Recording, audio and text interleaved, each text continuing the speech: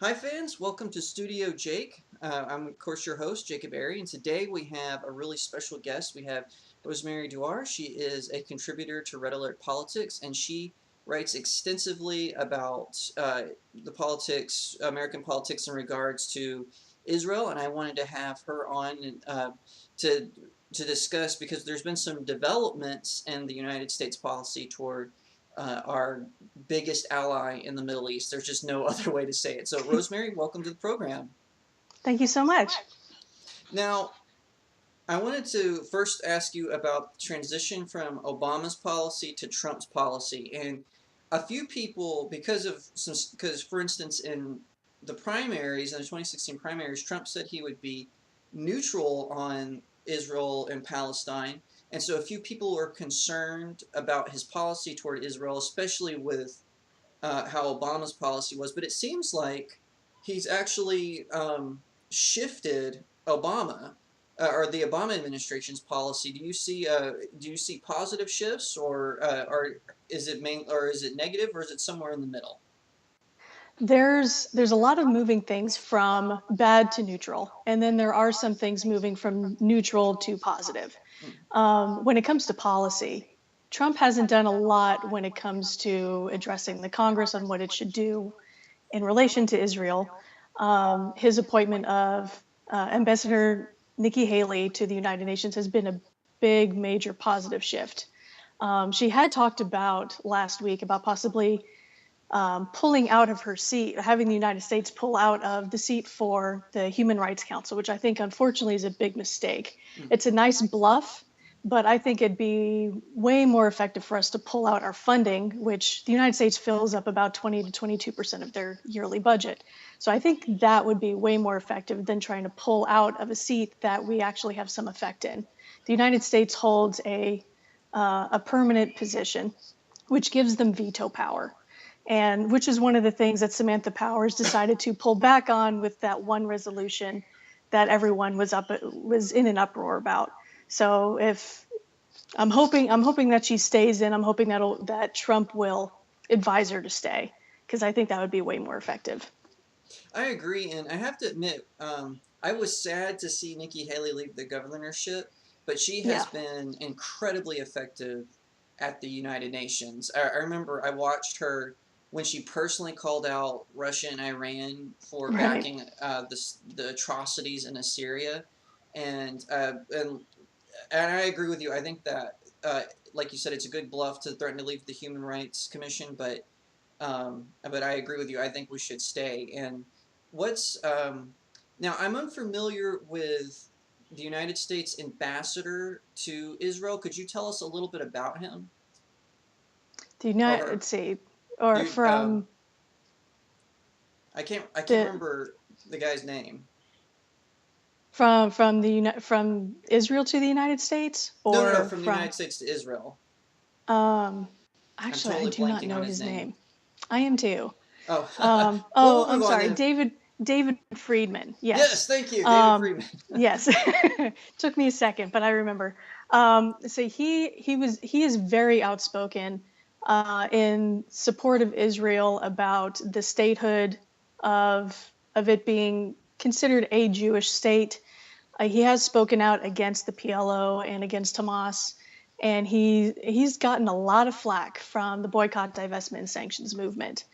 Um, let's see, I'm trying to remember who. I believe it was the Muslim Association of Students, as well as I think CARE is also speaking out against him.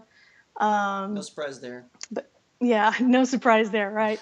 So yeah, it's like I think he has the right type of enemies, and I'm still hoping to see Trump fulfill that promise of moving that the U.S. embassy from Tel Aviv to Jerusalem. Um, he unfortunately has signed that 6-month waiver that the three previous presidents have signed, and yes, it's a step back, but I'm hoping it's like, because of how unpredictable President Trump is, I'm hoping that he'll be able to move forward in doing that. Last week as well, one of the top ranking officials in the PLO spoke out saying that Abbas would be willing to come to the table with no prerequisites. Mm. And that hasn't happened in years. Yeah. So it's like, if that's true, there's a possibility of good positive footwork forward, but we'll see. Now, as far as the the move from the embassy from Tel Aviv to Jerusalem, Hmm. um, do you think that that is something that will happen, or don't hold your breath? Because at first he said it's definitely going to happen, and now he's saying, well, it's going to happen, but later, and then now it's been a little bit more tepid. It's like, as much as I would like to predict what that'll turn into, I really can't even say. I would love to see it happen. There's no telling what type of negotiations have happened between Bibi Netanyahu and Trump, and whatever type of influence Kushner's also had on the situation, Mhm. as well as David Friedman. So there's a lot of moving parts, and you have, of course, Israel in the middle of all of its surrounding enemies, just waiting for them to find a reason to go ahead with another type of attack. So we'll see. I'm hoping he moves forward on it. As unpredictable as he is, there's a 50-50 chance of it moving. Now, how, as far as like direct policy, because we even had Obama funding Prime Minister Netanyahu's opponents in the Right. last Israeli election. Yeah. Do you see how has Trump kind of solidified that support? Because I honestly don't see that happening with President Trump. I actually see, like you were saying, some negative to neutral and then neutral to positive. Do you think that he and Prime Minister Netanyahu have a good relationship? That's the way it's definitely being presented. I don't see a lot of friction there, and if there is any friction, it's being kept really, really damp. Mm-hmm. It's in comparison to the Obama administration, there wasn't 3 months in between them accusing Israel of one thing or the other, or trying to discipline them in some diplomatic way. Right. So that already is a very big difference. Going from January till now, there's been nothing but positive interactions, which is a big difference in comparison to the previous administration. Yeah, I agree. Because, like, when Prime Minister Netanyahu came and addressed Congress during the last year, right, the last year of the Obama administration, I couldn't remember if it was last year or the year before last, but anyway, um, you know, that was a powerful speech. It was. I have always, uh, and people were saying, oh, it's like Winston Churchill, and I completely agreed with that evaluation. And then you see them meeting, and it almost seems like it's more than just politics. They seem to actually genuinely enjoy each other's company, which Yes. is rare, because you would see Obama and Netanyahu together, and it was almost like, oh, I can't believe I have to stand here with this guy or sit here with this guy. Oh yeah. I mean, could you imagine if Hillary was there? I mean, their Oh my relationship gosh. already was pretty rocky. I mean, I remember back in 2010 when a report came out that she railed at him for an hour over the phone. Right. And I mean, outside of half of the United States, you can bet Bibi was just like, "Oh, please God, please, please let it be Trump, please." Yeah. Well, and that's another thing too, is despite Bill Clinton was the opposite. He was very pro-Israel, right? I mean, Yeah. he did try to arrange a settlement Well, that did favor the but I mean, compared to Obama and Hillary, yeah. I don't mean compared Yeah. to like George W. Bush, but definitely compared to Clinton and his own wife. He was definitely more pro-Israel than Obama was. That's what I Right. meant by that. Yeah. Yeah. Definitely. But what as far as like you were saying, Israel's enemies, they're gnawing at the bit, trying to get a jump on anything that they can do to invade or to start bombing. Right. What do you think is holding them back right now? Do you think it's the fact that President Trump got elected, or do you think just with they're waiting to see this whole outbreak with ISIS and whatnot? What do you think is holding them back? Do you think it's just right now? It's just the politics. A lot of it is. Right now is the 3-year anniversary of Protective Edge. Hmm. And when those 3 young boys were kidnapped and killed, and one of them being a U.S. citizen. And that happened in response to a negotiation that went bad. Hmm. And so right now politics is kind of holding it back. And after what Trump did in Syria, bombing that airstrip, there is that new air that's happening where there's times where Trump does bluff, but God help you if he's not bluffing. So right now Abbas is not on Trump's good side. After Abbas came and visited the United States, and when Trump decided to visit Israel, he very openly said, it's like, Abbas lied to me. I'm like, well, for us that watch the conflict, that's not usual. I mean, that's pretty usual. Right. So for Trump to be as vocal as he is right now, and Abbas just kind of having to wait, as well as Mashal with Gaza, they're all just kind of like sitting, waiting. They're waiting for someone to have some type of altercation, maybe at the Al-Aqsa Mosque or maybe at the Temple Mount, but that hasn't happened, and Israel's trying to make sure that that stays pretty dampened. Kind of going back a little bit to the United Nations, over the weekend, the IDF actually found another terror tunnel underneath the Anwar school. Oh, wow. So it's like right now, Israel's building up that momentum of, well, this is what we've got on you. And we've tried this before with Clinton. It's like they were promised 98% of Judea and Samaria. Right. And they said no, because for them that wasn't enough. Right, so again, it's that politics. They're waiting for something to give their people a reason to fight. And right now, neither Israel or the United States is doing that. So right now, it's a waiting game. One final question on this topic, as far as our relationships with, us as the U.S., our relationship with Israel, what are some things that you would like to see us to continue to improve? If you were advising Trump, what would you tell him, basically?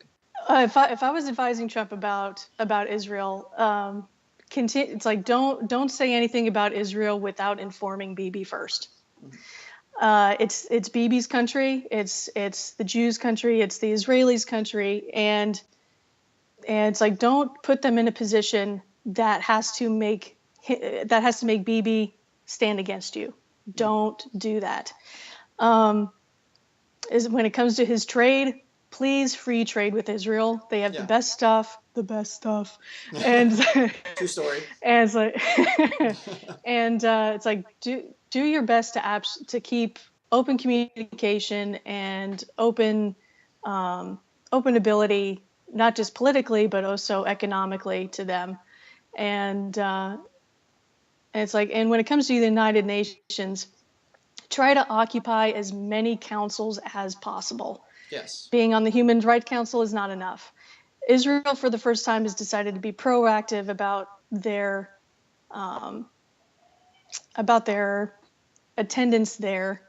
Danny Dannon, which I'm very, very proud of, he got elected to be chair of the Sixth Council. Now, that is a very particular legal council that is very important to the UN. So when the UN is trying to draft more policy or draft a resolution, it has to go through his committee now. Oh, wow. And so for Israel to be now a permanent member of that committee is a big win for Israel. And if there's any way that the United States can help them in that respect, they should. Wow, that's great. Yeah, I didn't even know that. Wow, that is really great news, because especially with since, I don't know what it is, but since, I would say, 2012, there has been almost a rise in anti-Israel, anti-Semitic, from the left, and it's so crazy, because it's like, when it comes to Islam and radical Islam, the left is almost partnering with them with their anti-Israel narrative. And right. I don't know if you saw in the news, there was this Al Jazeera, the largest media company in the Muslim world, sent out an anti-Semitic tweet blaming the Jews for global warming. Right. And they quickly deleted it, of course, but Right. not before people had screen captured it. And and then when you see, I remember when Occupy Wall Street was going on. Now that's kind of evolved into Antifa, I guess.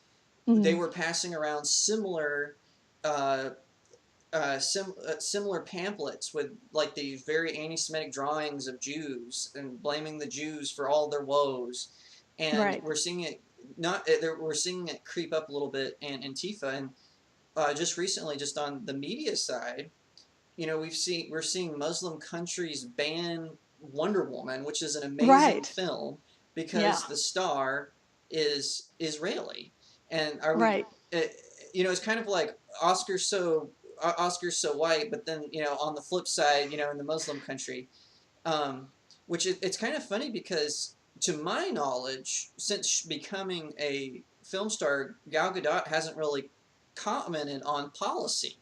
Am I correct? I mean, as far as Israel policy, I'm assuming that's correct. She mainly just talks about filming and exercise. While she, let's see, she hasn't done it recently, but while she was in her modeling career, she is ex-IDF. Right. And so it's like she has made some very light political comments in the past, Okay. but nothing really to like draw your eye and be like, oh my God, she's against all the 40 Muslim countries that surround the one Jewish state. So, but yeah, it's like you said, it's like you have what are the countries that have done it now? We have Lebanon, Jordan, Tunisia, and now other Arab League states are considering doing the exact same thing. And it has absolutely nothing to do with uh, her. Or it has nothing to do with her it being a bad movie. It has to Right. do with her ethnicity, which is a problem for them. So it's like if you're going to have a reason to boycott something, if you're going to have a reason to try to advocate for the victim mentality, it's like why it's like they're picking on a woman. I thought you guys were pro women. So it's Yeah. like if you're going to defend something, why not defend that? And Well, if yeah, you're going yeah, to it's kind of have funny because Saudi Arabia, they did this whole women's rights communal or whatever, and there were no women there. It was all men. right, exactly, exactly. I think it's just ridiculous. And personally, I enjoyed the movie. I thought it was Yes. I thought it was I think it's the best movie of the modern DC films. Actually, do you agree, or did you like one better?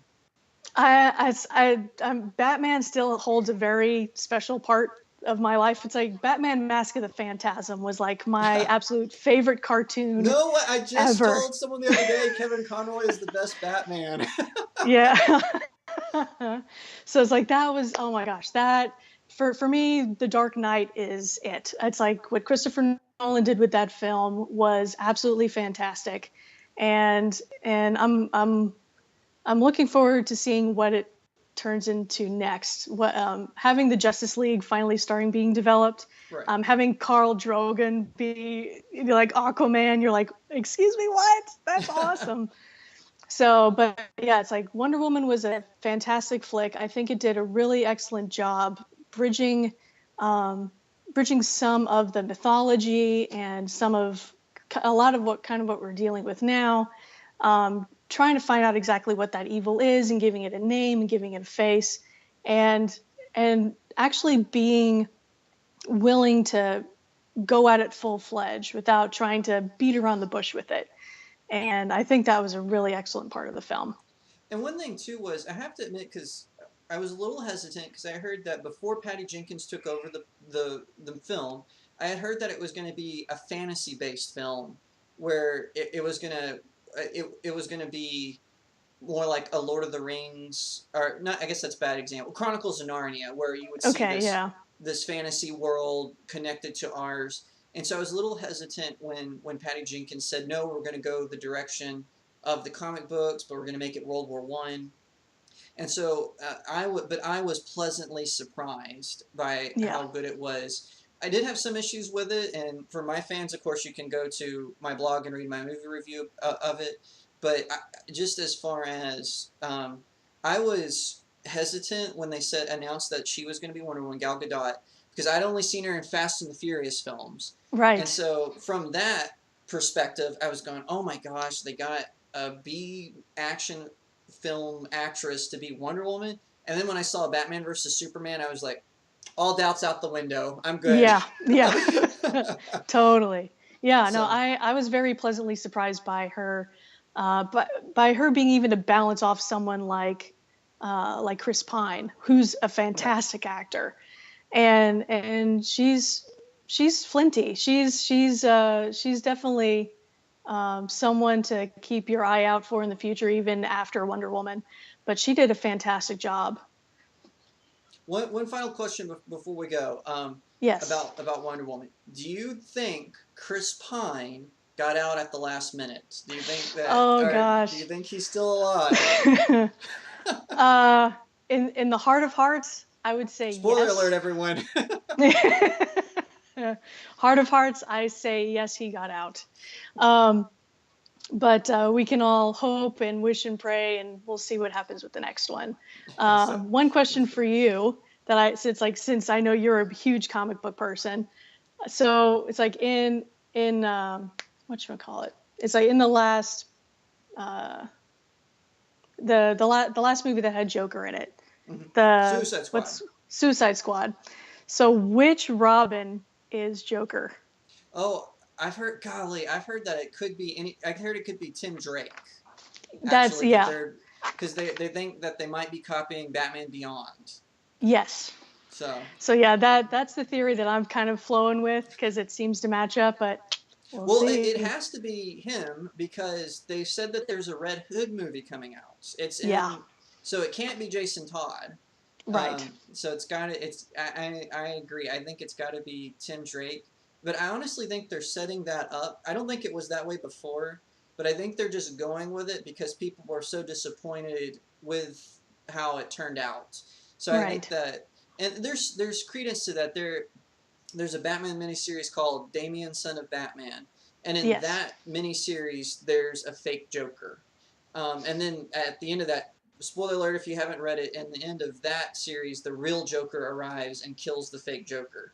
So Yeah. I could actually, especially at first, I wasn't too sold on it until I saw the tattoo of the Robin. And then I was Right. like, oh, there, okay, yes. Yeah. I think, and also the staff. That's Tim Drake's weapon. Yes.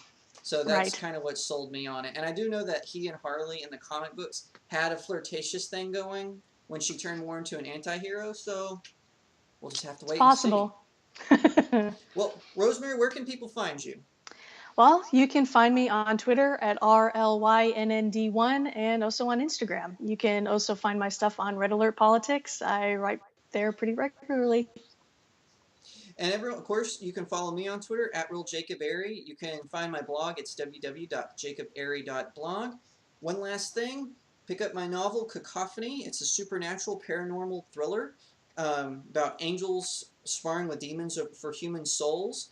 And now it's available on Barnes and Noble, so you can go there and find it, and you can also get it on Amazon. The Kindle edition is on sale for $2.99, so be sure to pick up a copy. Rosemary, thank you so much for joining us. Thank you so much.